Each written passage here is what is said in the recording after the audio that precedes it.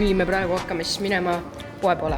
Lihtsalt vaadake, missugune backrooms meie hotell on. Lihtsalt mis backrooms see selline on nagu.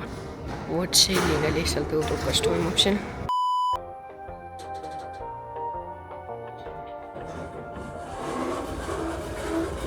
Ja sedasi näeb meie hotell välja.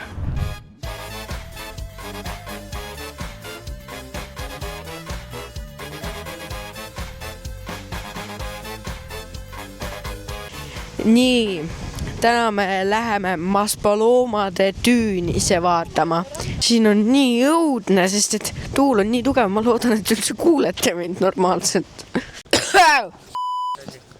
Nii, me oleme väga lähedal siin juba mingisuguste tüünidele, oleme väga lähedal. No nii, vau. Lihtsalt vaadake seda. Oh my god. Oi, liiva läheb näkku. Sellised tüünid on lihtsalt. Päris lahe näeb välja. Nagu kõrb, täielik kõrb nagu. Super õudne. Lihtsalt. Oi, siin on veel liivane. Lihtsalt vaadake seda. Jumaluke küll. Liiv on nii õudne. Jumal. Oi. A few moments later. Jumaluke, me peame jooksma. Vihm hakkas olema.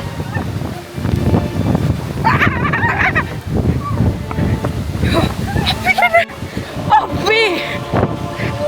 Vihma sajab! Oi! Jumal kui.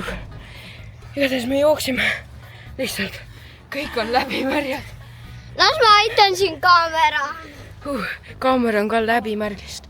Igatahes nüüd me oleme Lidlisse ja läheme puhkama koju. Nii, teine päev hakkab läbi saama. Ja võtame siis kokku, mida me täna tegime. Esiteks, kuskil natukese enne lõunat me käisime siis vaatamas üldse kohta, kus me elame. Ja selline tunne on siis kohast, et nagu võeti väga palju erinevaid asju ja lihtsalt nagu pressiti kokku.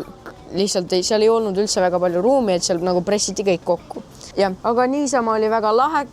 Kahjuks meil hakkas sadama hullult palju, aga õnneks see läks väga kiirelt ära.